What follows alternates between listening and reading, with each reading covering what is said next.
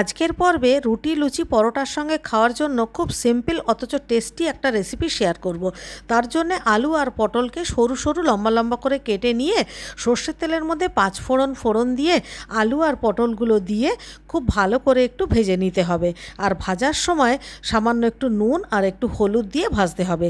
প্রথম পর্যায়ে ঢাকা দিয়ে গ্যাসের ফ্লেম একটু লো করে দিয়ে একটু ভেজে নিতে হবে, যার ফলে আলু আর পটলটা বেশ ভালো মতো মজে যাবে। এবার এর মধ্যে লঙ্কা বাটা আর আদা দিয়ে দিলাম। কাঁচা লঙ্কা বাটা আদা বাটাটা একটু কষিয়ে নেওয়ার পরে বড় সাইজের একটা টমেটোকে পেস্ট করে সেটাকেও দিলাম।